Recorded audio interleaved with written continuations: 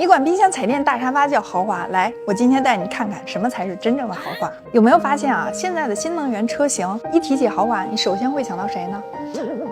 我相信啊，大家伙应该都和我差不多啊，根本就不能随口说出来一个品牌。连雷军、雷布斯都说了啊，现在的新能源车型呢，同质化太严重了，基本上呢都是堆配置，那卷来卷去呢，卷到最后呢，也没什么新鲜感了。那今天的探店呢，我们主要是来看一看被称为3大跑车品牌之一的路特斯，一台呢是路特斯的 Emeya， 另外一台呢是路特斯的 Electra。那之前呢，我还没有体验过这台路特斯 Emeya， 所以说我们今天就先看它啊。那与那些新能源电车撞脸不同的是呢，这台车它里里外外都透露着一种英伦绅士的气息。那我相信啊，有很多其他的女生应该也和我一样啊，第一眼看到它的时候呢，真的有点被迷住了。它整个车身呢看着非常的低趴，车宽超过了2米，采用的是孔隙式的设计语言。什么意思呢？就是它车身多处采用了这种空气动力学的设计。尾部这里呢还有一个主动式的双层尾翼，尺寸很大。要说这些元素呢，应该都是男生们非常喜欢的。但是当我看到它的进气格栅、气坝，还有下边的扩散器是主动式的时候，尤其是跑起来的时候，开启的瞬间，看着真的非常的战斗。所以说，不管是男生还是女生，都会感到很惊艳。相比于外观啊，我个人觉得它的内饰呢更有冲击感。无论是中控台还是方向盘这里随处可见的碳纤维和阿坎塔拉材质，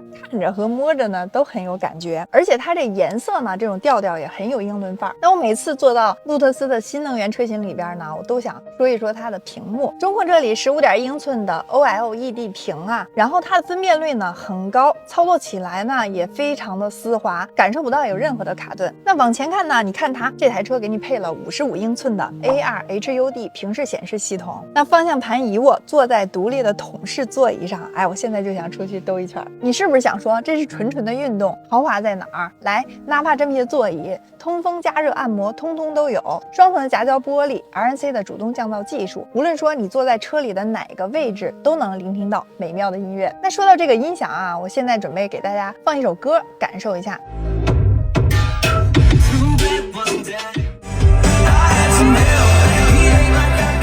是不是有一种身临音乐会的感觉？那刚才我在听音乐的时候呢，发现了几个小细节啊。首先呢，就是它音响的罩子这里呢，有着很别致的设计，像莲花绽放一样。怎么样？这算不算豪华？那这样的豪华感受，在我们今天体验的路特斯 Emeya L 加版本车型上就能实现。而且这台车的售价呢，现在只需要66.8万哦。怎么样？那在观望保时捷和 BBA 100万级别车型的车主们看了这个，你有心动吗？接下来呢，我们再去看看路特斯的另外一台车 Electra。那这是一台100万级的超跑 SUV 啊，它推出的时间要早一些。当我看到它第一眼的时候呢，我就觉得啊，路特斯的设计真的很正，很运动。那之前呢，这台车我们也已经拍过一回探店的视频了，所以说大家伙对它的外观呢，可以说已经非常熟悉了。那我们今天体验的这台车型呢，是 R 加的版本。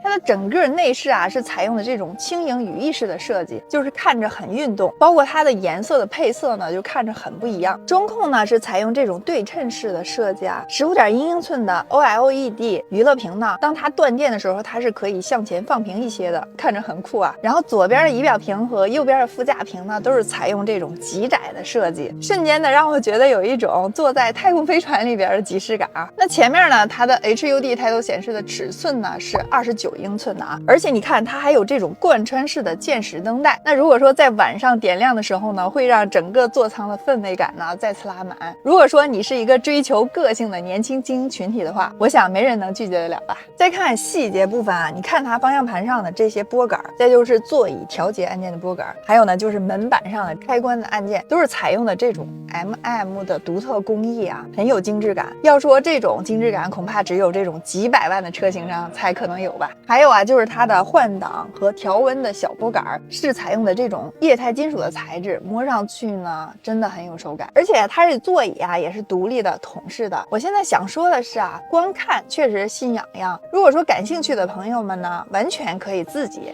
到店亲自试驾体验一下。那对于个人而言呢，对豪华有了更深层次的理解。首先呢，就是一台新能源的纯电车型，如果说售价一旦超过了50万，那能支撑起它的豪华一定是格调啊，跟奢侈品是一个样的道理。首先呢，你用料要讲究，再就是你工艺要精湛，再就是呢，你细节一定要做到位，才能充分的体现你的豪华感。那在产品上呢，做到了一定的豪华体验感。那在服务上面呢，那目前路特斯是与目前国内充电网络布局最全的蔚来品牌进行了深度的合作，也就是2024年下单的首任路特斯车主可以享受终身免费的蔚来充电桩。注意啊，是终身免费，所以说在一定程度上，对于用户而言，不用再担心充电排队、充电贵的情况了。那如果说出去游玩的话呢，也能够将豪华体验感再次拉满。大家觉得怎么样呢？是不是够豪华？评论区讨论讨论吧。